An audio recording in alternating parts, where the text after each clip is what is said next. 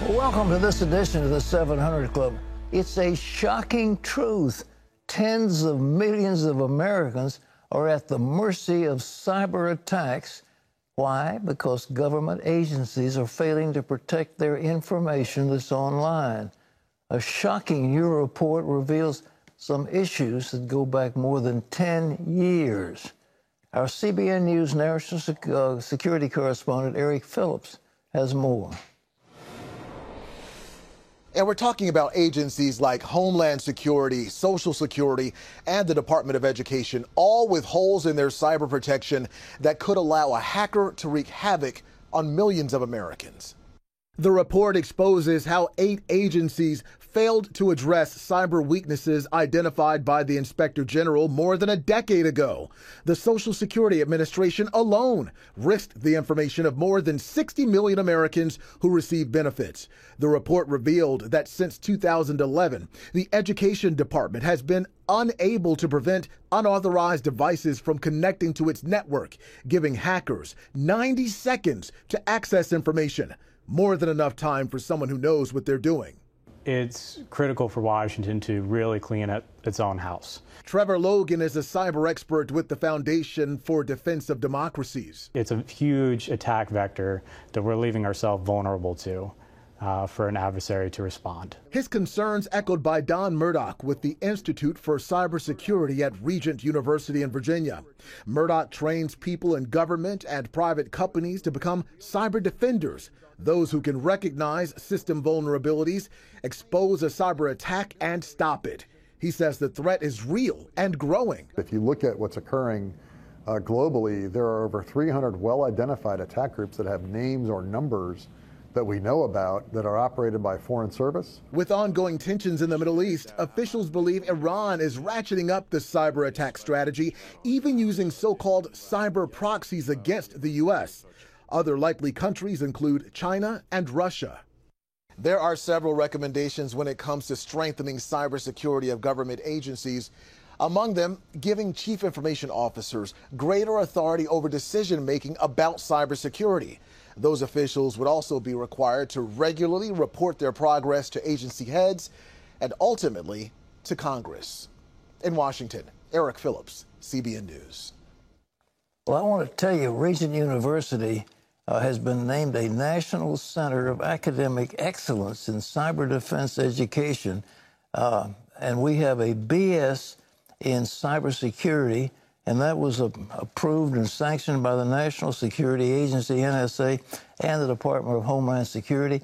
Regent is already training members of the Navy Cyber Defense Force here in the North Atlantic, NATO, and also the Tactical Air Command over in Langley. So I'm pleased to report we're at the cutting edge. I think there's one of the few universities in America that has its own cyber range. And so when Eric was there, he was on our cyber range, which we use to train people how to ward off these attacks, what's coming. And we're also going to get the government wants us to have an attack mode. So not only do we are able to receive attacks, we're also able to launch attacks. And that's the big deal of what the president was doing against Iran and possibly against Russia. But anyhow, if you are interested in only 4% of the universities in our nation received this award from the NSA, but it's 1-866-910-7615. So if you're interested in a degree or a certificate, because Regent is now giving certificates so people can become cyber experts and get enormous numbers of jobs available, at least 1 million jobs, high-paying jobs in cybersecurity for people who are properly trained. And I don't know of any other university in America that has a cyber range as sophisticated as Regent University. It's kind of exciting. And one that's working so closely with the military right here. Exactly. Well, I mean, you know, the government right now is saying, well, we want to build up a private force of people who know how to ward off hacking and also to hack others. So in other news, speaking of Congress, Congress is compelling former Special Counsel Robert Mueller to testify about his Russia report. John Jessup has more. That is right, Pat. Robert Mueller is scheduled to appear before Congress next month on July 17th after the House Judiciary and Intelligence Committees issued subpoenas to Mueller. They want to question him about his report on the Russia investigation. President Trump calling this latest move in a tweet presidential harassment. His attorney, Jay Sekulow, says Mueller's testimony likely won't differ from the report and that he should also answer questions about irregularities during the investigation. Meanwhile, a new poll conducted by the Democratic Congressional Campaign Committee found voters believe House Democrats are too focused on impeaching the president. While a shocking new image shows the danger faced by migrants crossing illegally into America. A 23-year-old father and his daughter drowned in the Rio Grande this week. The father placing the girl on the U.S. shore before going back for her mother. She jumped in after him, and both were swept away by the currents. Tuesday night, the House passed a $4.5 billion bill aimed at easing the humanitarian crisis on the southern border. It provides funding for food, water, and shelter for migrants entering America at the southern border. It also calls for stronger measures to care for children in U.S. custody. This after revelations of terrible conditions at detention facilities on the border. The White House has threatened to veto the bill. It favors a Senate version that also strengthens border security. All this as new Customs and Border Protection Commissioner Mark Morgan takes over today. Former Commissioner John Sanders announced his resignation Tuesday. Well, turning overseas, the crisis with Iran has America seeking more allies in the Middle East. Recently, U.S. Christian leaders met with some of America's strongest supporters in the region. They found the Kurds of northern Iraq willing to partner with the U.S., Israel, and the global Christian community. CBN Middle East Bureau Chief Chris Mitchell reports.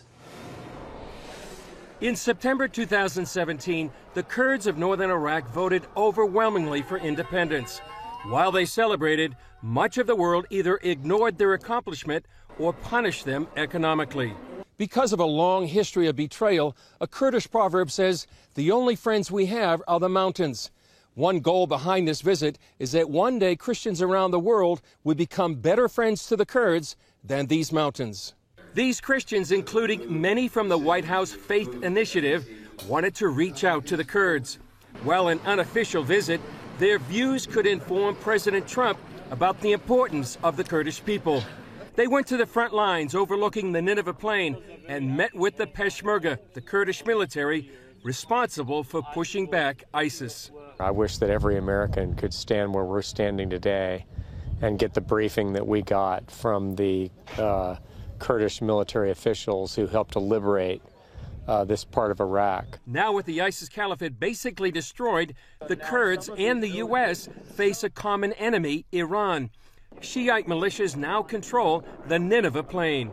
Shia militias are a very serious danger because they are made by Iran and they are against any kind of freedom or human rights.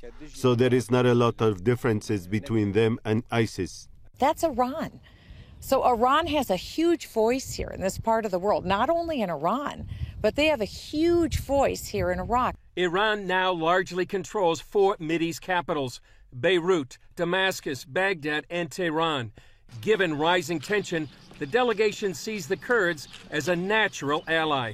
I think we need to understand that one of the most practical ways that we can love and stand with Israel and bless Israel in these days is to stand with the Kurds. Because if you look at the configuration of the Middle East today, the Kurds, 30 to 40 million people spread throughout Iraq, Iran, Turkey, Syria, that 40 million people is really the bulwark against Iranian expansionism. Kurdish leaders told CBN News they're looking to America. I want the Americans to know that the only allies of the Americans here in the Middle East are Israel and Kurdistan, and we would like them to support us. And they're opposed to the kind of tyranny that Iran represents. And I think they can be a valuable ally to us. The delegation plans to brief the White House about what they learned. With Iran and the U.S. on the brink of war, it promises to be a timely report about a key ally in the Middle East. Chris Mitchell, CBN News, Iraqi Kurdistan. Thanks, Chris. Pat, I know you've been a longtime supporter of the Kurds. I have. It makes, the president wanted to pull out our forces out of that whole area. And, General Maddox resigned because he said, you're going to abandon our Kurdish allies. But look, there are 36 million Kurds. The Kurds are pro-democracy, pro-American, pro-Western. They have a marvelous democratic government, and their capital is a marvel of capitalism. And the Kurds, 36 million, and I would think the president could do himself so much good. And, you know, the Balfour Declaration recognized a homeland for the Jews. All the president has got to do is say, I recognize the legitimacy of the Kurdish people in that part of the world, and they ought to have hegemony over northern Iraq and that part of Syria that is now occupied by the Kurds. 36 million people don't have a homeland, and they deserve their own homeland. And it would be a bulwark against the Iranians, against the ISIS, against those people who want to destroy our hold in the Middle East.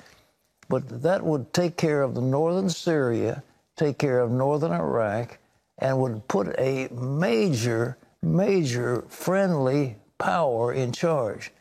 All the president would have to do, just like the Balfour Declaration, would become the Trump Declaration. I recognize the legitimacy of the Kurdish people to own that territory that's theirs, and they can have sovereignty over it. Then at the same time, instead of trying to send arms through that corrupt group in Iraq, he can send arms directly. And if the Peshmerga are properly armed, we will not have to worry about that part of the world. America will have gained a valuable ally, and there'll be a stabilizing force. It'll stop the Iranian expansion, and it'll stop the Russians from coming into Syria, keep the Chinese out. It would be a marvelous coup. I can look forward to the Trump Declaration. It would be a brilliant stroke if he'll do it. But I've been saying for years, an independent Kurdistan is a absolutely vital link in our Middle East policy. Let's hope we do it. So something to pray about. John? Well, Pat, tonight, Democratic candidates for president square off in the first of 2 debates this week. 10 of the 20 candidates will take the stage in Miami, among them Elizabeth Warren, Cory Booker, and Beto O'Rourke. Warren picking up a tailwind as she goes into tonight's event. A straw poll from the progressive group MoveOn.org shows its members favor Warren over Bernie Sanders by more than 20 points. Sanders, Joe Biden, and the remaining candidates, Pat, debate tomorrow night. And what they're saying, we hope that the president will stay out, let the Democrats kill themselves without his interference. And he's going to be overseas, by the way. There's a G20 meeting in Japan. He's going to be out of the country, and maybe he won't be tweeting about how terrible the Democrats are.